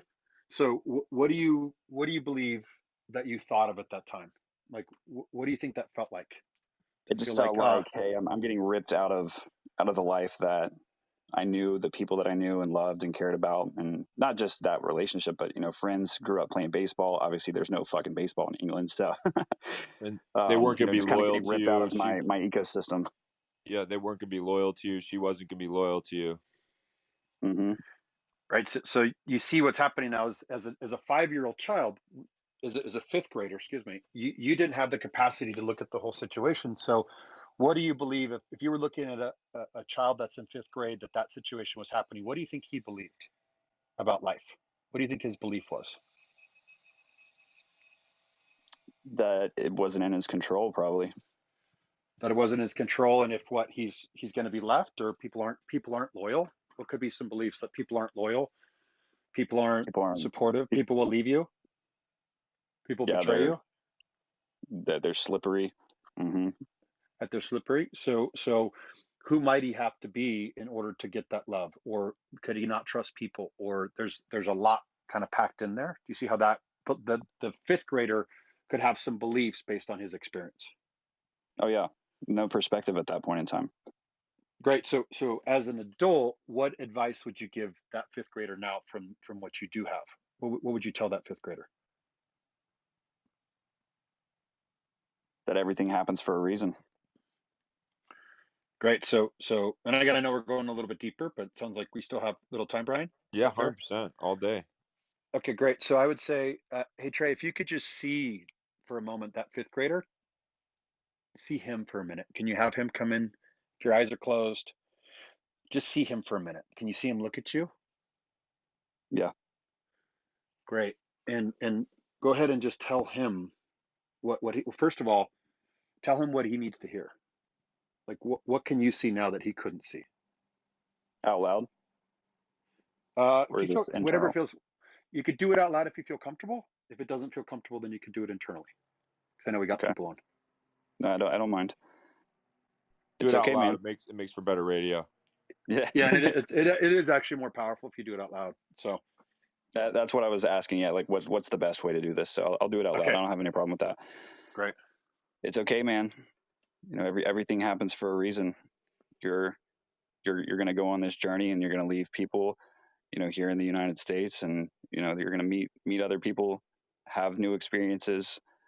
You're going to gain perspective that you know other people aren't blessed enough to have, and So people are still going to care about you. what's the truth about loyalty with people? What can you tell them about loyalty?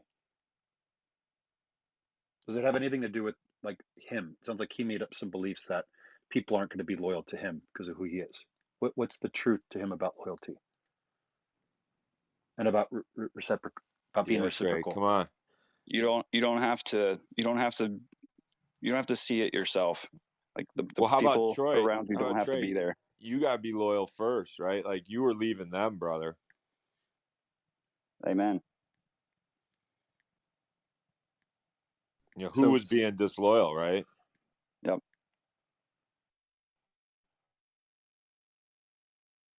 You're leaving, man. It's not that they're leaving. what? And so do you see him still looking at you? Yeah. How's he showing up? What's he doing? Is he scared? Does he believe you? Does he? What do you experience him doing right now? Seems like it's static. Like not much at all. You said static. Not So like does he static on trust a you right TV, now, but or is like he just static, scared? like no movement. Stoic. Stoic, yeah. Stoic. That's a better word. So what does he need right now? What does he need to build trust with you? Does he need to tell you something, or does he need to hear something from you?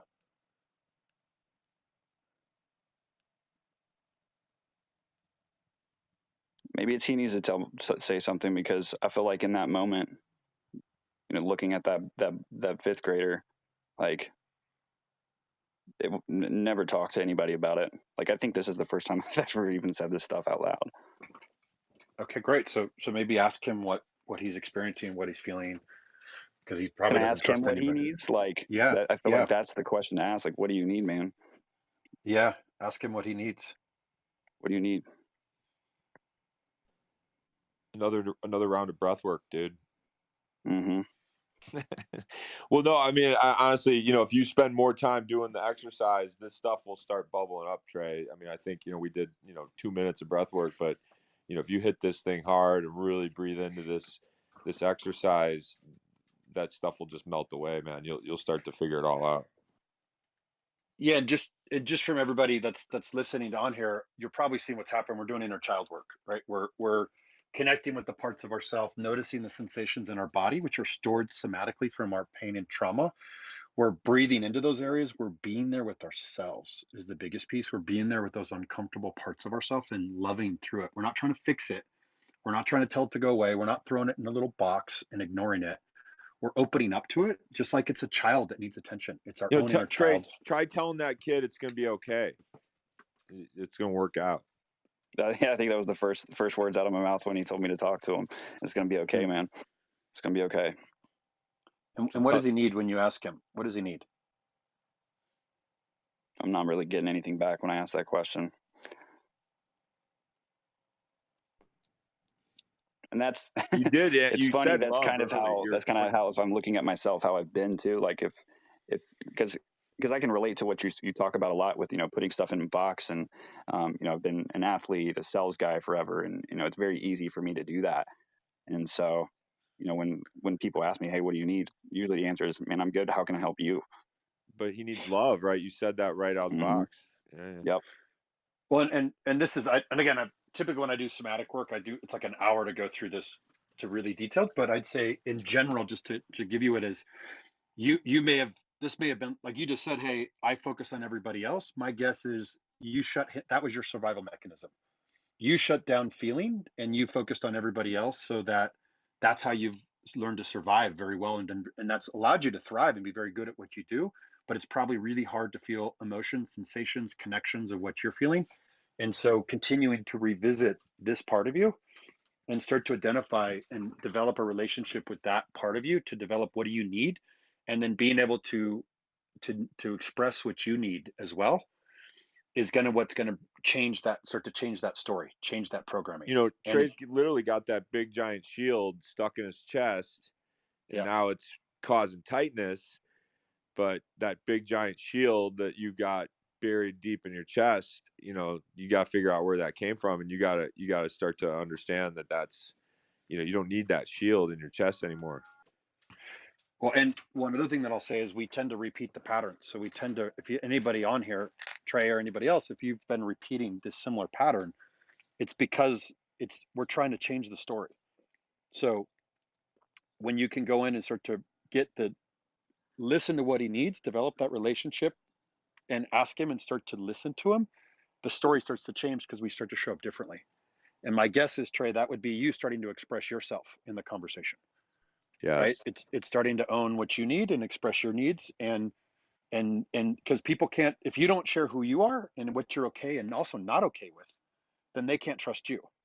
So that's where that story comes from. Because I had to learn that too. I would just Yes. shut myself down, but I wouldn't actually express if somebody was being hurtful to me. I didn't express a boundary, so they couldn't trust me. I thought I couldn't trust them, but they actually couldn't trust me because I just say yes to everything, and I had no boundaries. I want to jump into a plug, give you guys a plug, Josh. If you know, obviously, Trey, something else that you would, if you got into K4 and started doing some of this work, you know, I think, you know, what you'd realize is some of that expecting,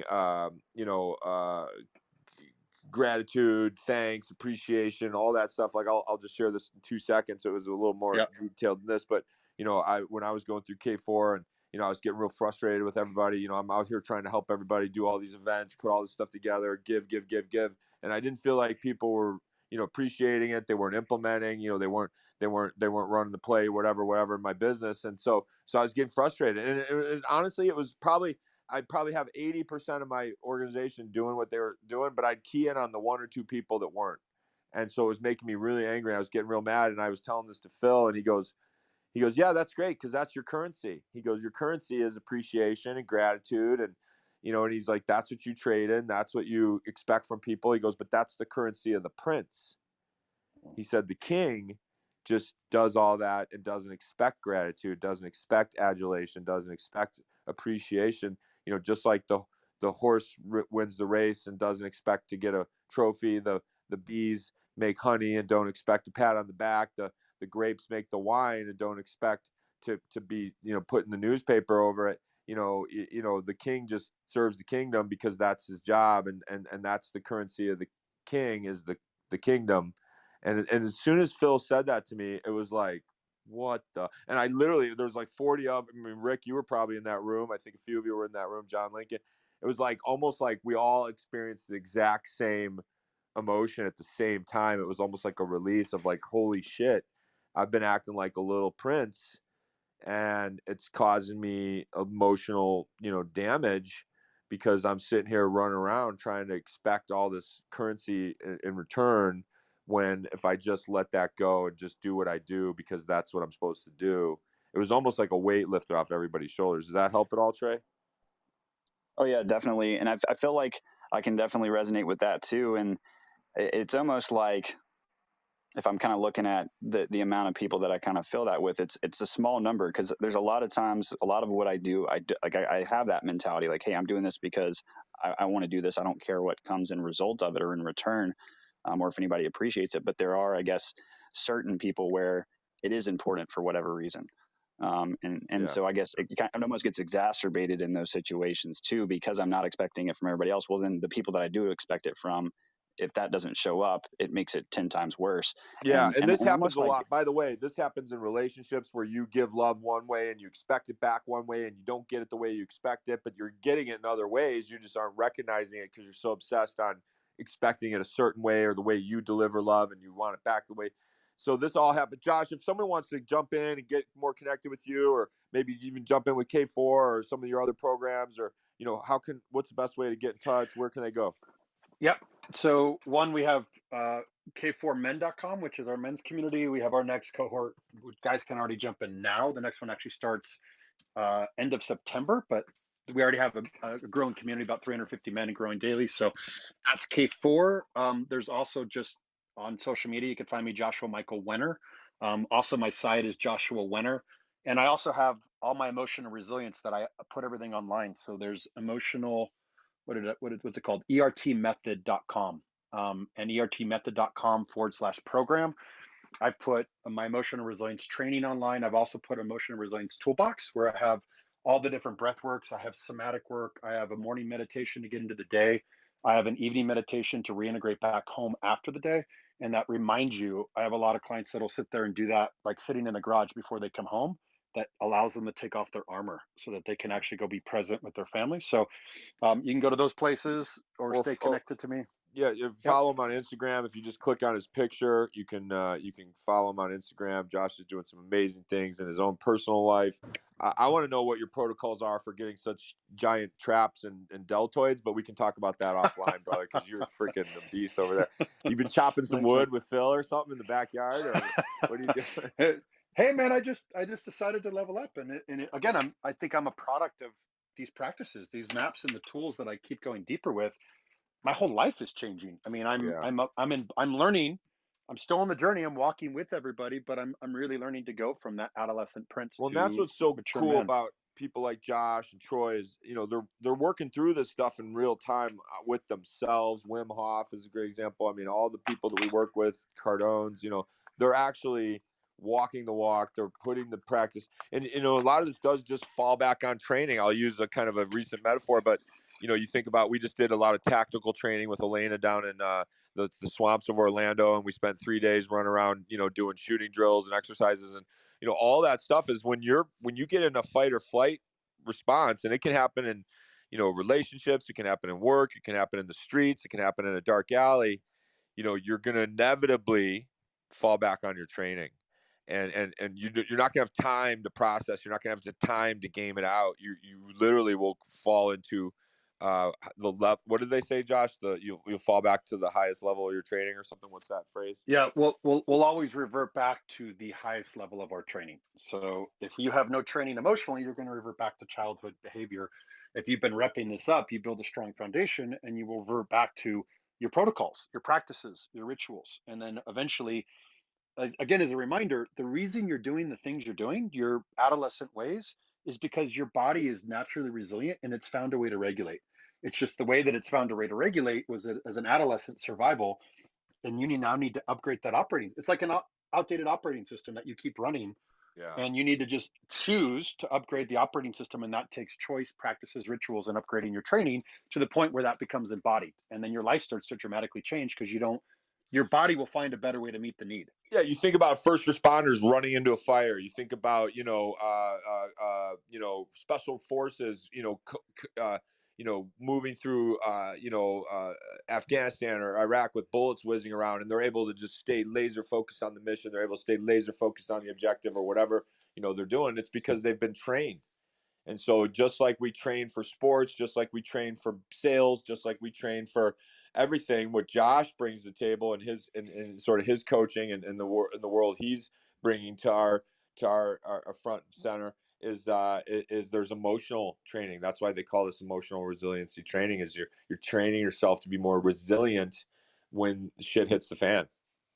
And emotionally, yeah, to that point. So, and how fast can you bounce back is resilience.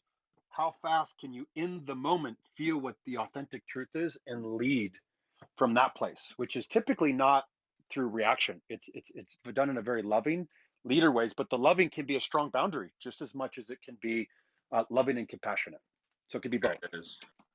Well, there it is, guys and gals. This is awesome stuff. Flash your mics on and off if you appreciate Josh today. And, I wish we could go through everybody and give everybody a chance to go through this stuff. And again, you follow Josh You know, I know a lot of people wanted a chance to say something. We'll get you back up here another time. But Josh, I love you like a brother. You were so helpful and impactful in the training that I got from you, and the friendship and the continued, you know, dialogue you and I've had. And you know, Josh can talk business. He can talk. You know, he's like a Swiss Army knife of skills and expertise. So, you know, Josh can do a lot for folks, and he's leading by example by doing the work on himself first. So that's why I love you, brother. Appreciate you. Thanks, Brian. Thanks so much for having me on. So nice to meet everybody. Thank you, Josh. Love you, Brian. Thank you, Josh. Thank That you was so great. much. That was awesome. Thank you, guys. All right, Thank you, everybody. guys. You Thank got So a much little, you got 20 appreciation. minutes Thank extra you. today, so I hope everybody enjoyed it. And you know, again, just implement. The best way you can show appreciation or gratitude is to just implement the coaching and go deep on this stuff. So we'll do it again next week, everybody. Talk to you later.